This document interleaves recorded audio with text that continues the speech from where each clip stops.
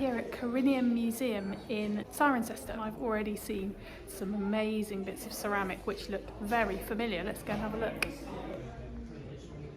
Here we go. So much stuff that I recognise here. Oh, it's amazing to see these things in their entirety, and now I can really get a feel for what it is I've got. I think a whole variety of bits of pot. Definitely got a mortarium like this. So this one here looks pretty similar, doesn't it? And that is a mortarium, and you see, look, it's got a kind of pouring lip. The same kind of design around the edge.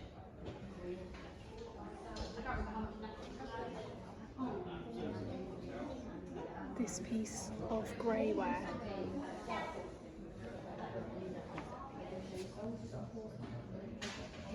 Well, could be only one of these pots with a lip.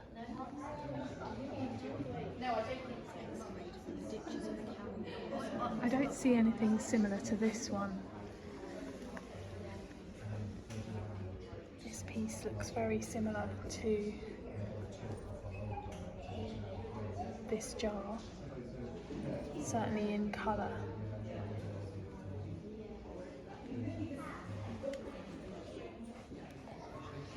So it says here in the information that the pots date from the 1st to the 4th century AD. When the Roman army arrived in Britain, demand for pottery increased. The army brought their own pot makers along with imported vessels from France. Over time, local people adopted new pottery techniques and began producing pots for trade. The top shelf shows examples of large jars that were often used to hold cremated human remains. That's these ones up here. Okay, interesting. Because we're finding a lot of this stuff. So if that was holding cremated remains, potentially there could be burial goods with those. The middle shelf displays Samian vessels found at the cavalry fort. Well, we certainly have found one piece of Samian ware, the shiny red stuff. And the bottom shelf holds a range of pottery used in the kitchen and at the dining table. Okay, so that's really all about size, isn't it? And we've got a mixture of the greyware and the red kind of terracotta ware, and then obviously the mortarium, which is made of a white clay. It says here a cavalry trooper's horse was decorated with metal fittings and pendants. Saddle plates were decorated and hung either side of the saddle. I can't see anything that looks like my one.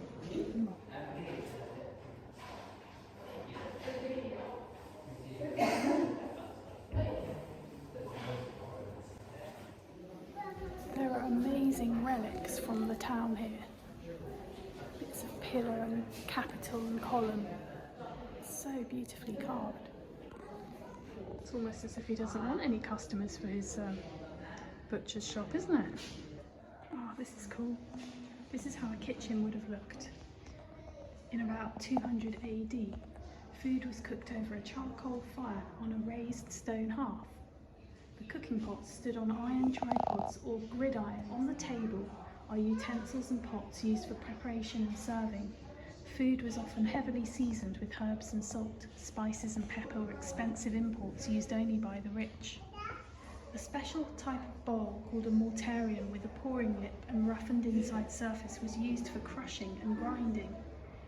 Standing by the table and leaning against the hearth are two amphorae. These were large two-handled vessels used for transporting and storing olive oil, wine and sauces.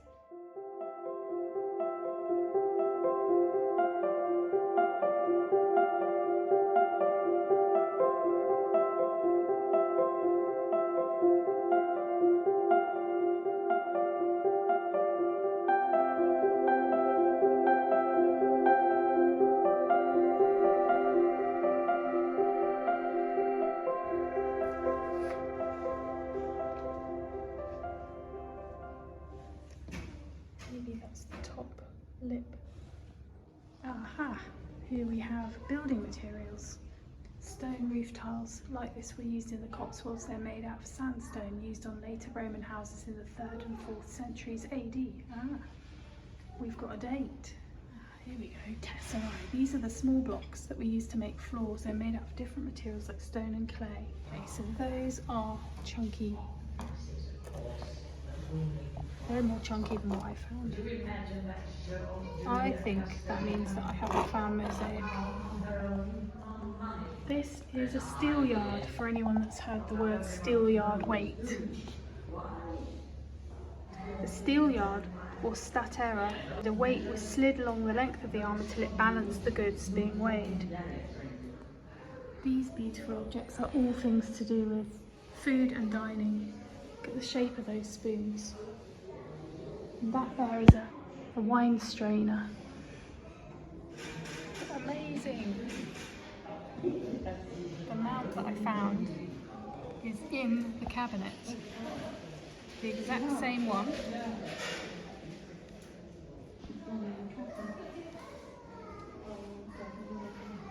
And it's described as a pendant depicting fertility symbols. How cool is that? I've got a museum piece in my hand. There's a Colossus like the one that I found. 287 to 293 AD. Okay, so it says here the 1st century AD. These are called dolphin type because of the shape. Mine's the biggest in the display for sure. And there it is being worn this way up. And it says here that the larger types seem to be associated only with men and were probably a symbol of official rank or military status.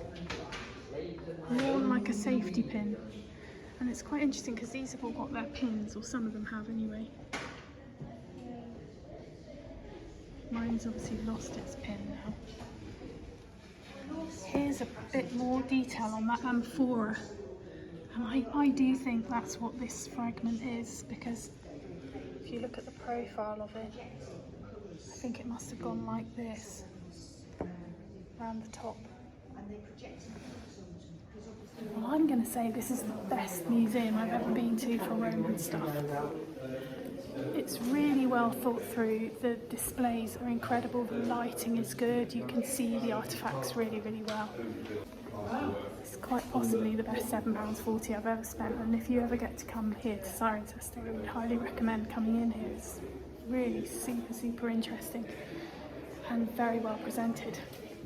Next stop on my Roman tour is the amphitheatre. So it says here you could fit 8,000 people in this amphitheatre. Let's go and have a look at it.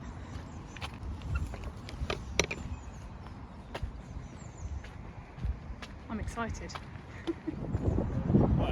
Whoa! Wow!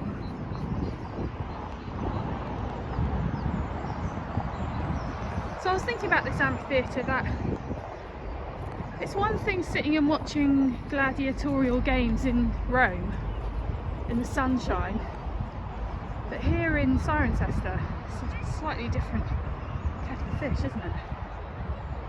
I guess they were rather seasonal games. I suppose that's where the gladiators might have entered the arena, or that side. How incredible. This is amazing! I'm standing on an amphitheatre! You can still walk inside it, as you see there are children playing there. And there's a road, a really busy road. Apparently this could seat 8,000 people. There's no metal detecting allowed here, but I am definitely keeping my eyes on the ground for any potential strays that might have been dropped by Roman spectators. Well, that is a very impressive thing to see. quite hard to film, but it definitely has a kind of circular feel when you're stood inside it. And there are two entrances, one there and one there, and lots of kind of bumps and earthworks running all the way around it.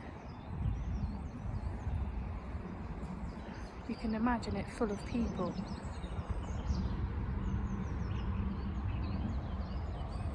What a spectacle it must have been. I only hope they had a sunnier day than this.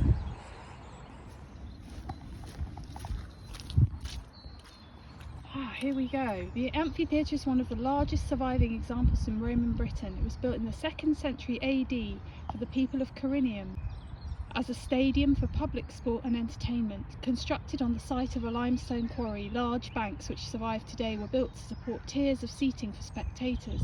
It is estimated that it could have held up to 8,000 people. The stadium was oval in shape and had two entrances located at the northeast and southwest ends. When the Roman army withdrew from Britain in the early 5th century, the amphitheatre was no longer used for public entertainment. Since then, the site has become a marketplace, a fortress, pasture land for animals, and in 1286 a rabbit warren for the abbot of Cirencester. Oh, I bet there are some things to find under here. Okay, so those are the entrances that we can see, and the seating would have been made of stone, limestone. So all the earthworks we're looking at are these quarried areas.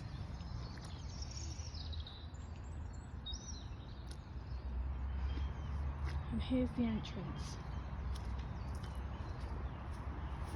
Let's pretend we're a gladiator. I bet it's got an acoustic in here as well. I bet when there are 8,000 people sat on the sides and they're all shouting and cheering, it would be quite the sound. Because actually there's a road just down here, but I can't hear it as much now I'm down here inside the bowl.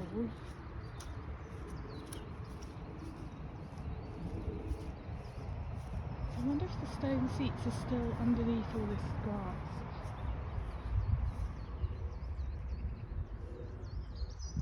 Wow, it's a very, very cool place. How amazing to think it survived all this time, 1800 years. Wish I could just hear it thundering with people shouting and cheering.